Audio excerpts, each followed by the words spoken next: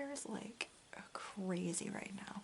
I was like playing with my braids a lot because my husband was watching F1 and the last like 15 minutes got kind of very exciting, so I'm a wreck over here. Hey folks, my name is Jen, and today we are going to chit-chat about the books that I am planning on reading in April. So I'm actually getting an early start on this TBR because I pretty much have my books for the month locked in. It's a very short TBR for the month, and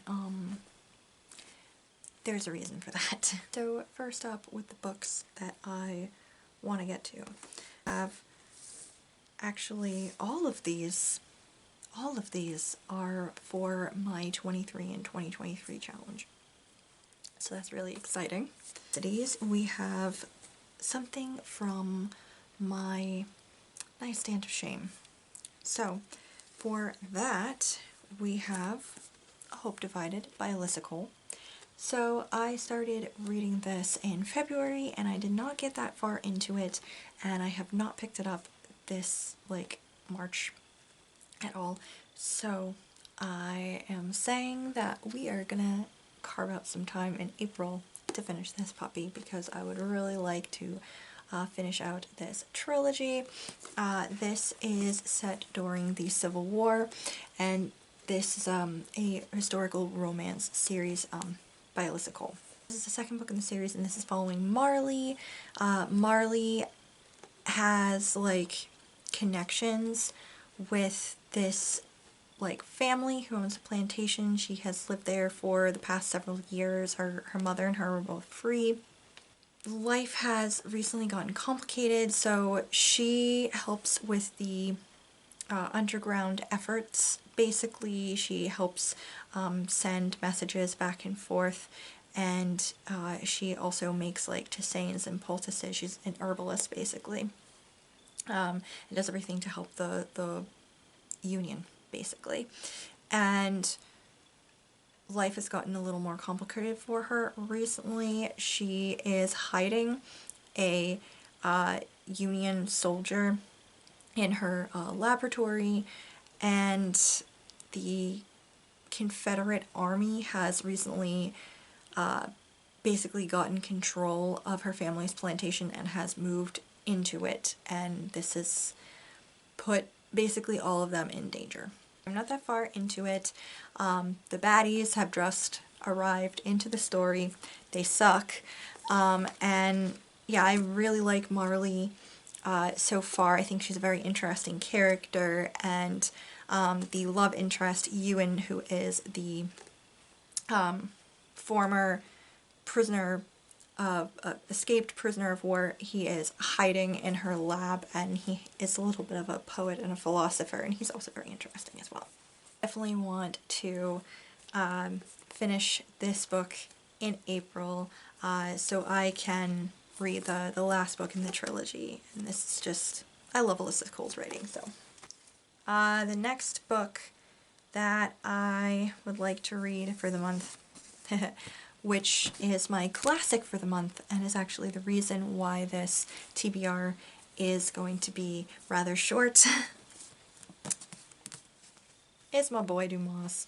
I want to tackle The Three Musketeers by Alexandre Dumas. Look at this. Look at this chonky bitch. So, yeah, ooh, I didn't notice this before. Oh, it's so floppy. God, I love it when big ones are floppy. So yeah, I am very excited about reading this book. This is about D'Artagnan. He is a young, aspiring swordsman. He really wants to join the Three Musketeers, so he moves from the countryside to Paris. Right? He's in Paris. Yes, he moves to Paris and seeks out the Musketeers. The Musketeers are basically King Louis, is it the 14th or the 15th? 13th? No, it's the 13th. I can read Roman numerals. the Musketeers are basically King Louis XIII's own personal, like, army, his bodyguards. And things are complicated. There's a little bit of political unrest due to the fight between the king and the evil Cardinal Richelieu of the church. There's he has his own army, which are the guards. And yeah, there's some complicated, like, political things going on. There's, like, a potential, like, coup trying to happen. And yeah, so at the heart of it is this, like, brash, hot-headed, feisty D'Artagnan who gets pulled into things. And yeah, basically his encounters with the Musketeers, especially the three Musketeers, Porthos, Athos, and Aramis. If you've seen any of the movie adaptations, you probably know already. I have seen a couple of them. There is a French-made Three Musketeers. It looks like it's actually going to be like 2 parts. There's a French-made one that is going to be coming out. I can't remember if it, like, has recently come out or is coming out, like, this year. I think it's coming out this year. It looks so freaking good, guys. I cannot even explain to you the amount of joy this trailer gave to me. I haven't even read this boy yet, and I'm very excited about it. I will leave a link to the video of the trailer that I saw, and it just gets me so freaking pumped, you guys. So freaking pumped. Anyway, I'm very excited for this. And I think it's going to be really exciting and a lot of fun, and normally this shit would intimidate me, and it still intimidates me just a little bit, but considering how big The Count of Monte Cristo was, and that is now clocking in at 1,276 pages, is now the longest book I've ever read, and how much I enjoyed it and loved it, and it became like an experience for me.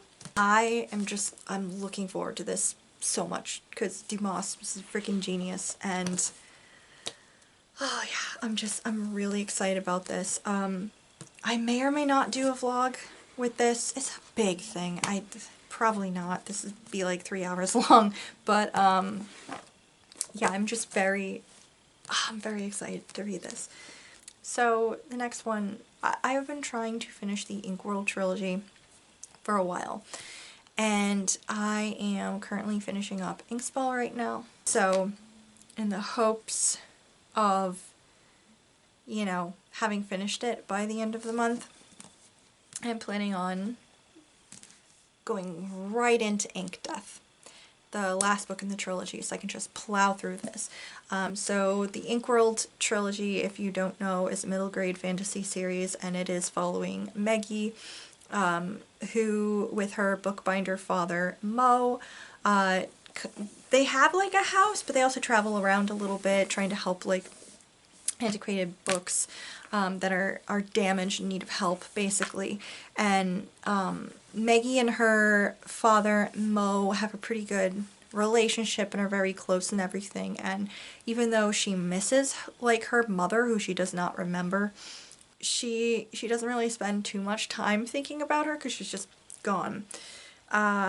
But one night things change when this mysterious figure named Dustfinger pops back into their lives, wanting to seek out a copy of this book called Inkheart, which has something to do with her mother's disappearance.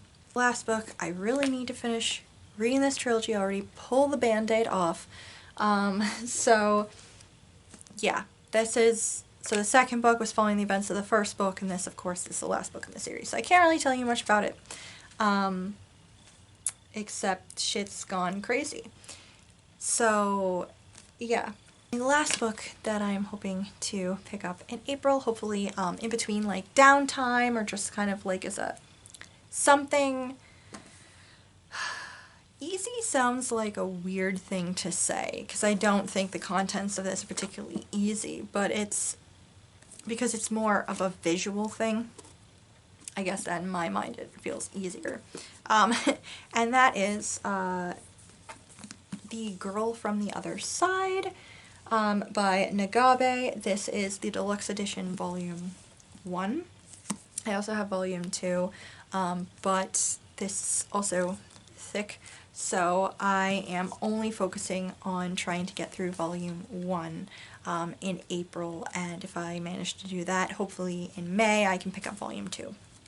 So this is about a little girl, and there's like two parts of her world. There's the regular world, and then there is a darker version of the world. And so she is from one version, she's found by this like monster dude, and it's a lot more complicated than that, but that's all I feel like I can really explain without giving anything too big away. Me and my husband watched I don't think it was a full series, I think it was like an OVA basically, but we watched it a few months ago, and it was gorgeous. So beautiful. It has like this found family trope thing to it, and I loved it, even though there were a couple of parts of it that felt a little more philosophical, and that's not usually stuff that I go for all the time, but I loved it so much. And yeah, so I'm very happy to pick this up. This, I believe, goes further than the OVA did. I don't know if like this first volume is everything that was in the OVA, or if it's also part of the second volume, but I do know it's longer than what that was. But yeah, I'm really excited to pick this up too, and I think it just looks like it's a good spring read. Anyway, just a little cold and spooky, but also very nature related stuff. So yeah, cozy. So yeah, these are what I am hoping to get to in April.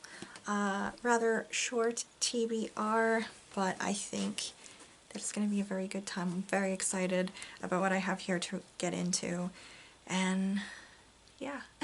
Let me know what you guys are planning on reading in April.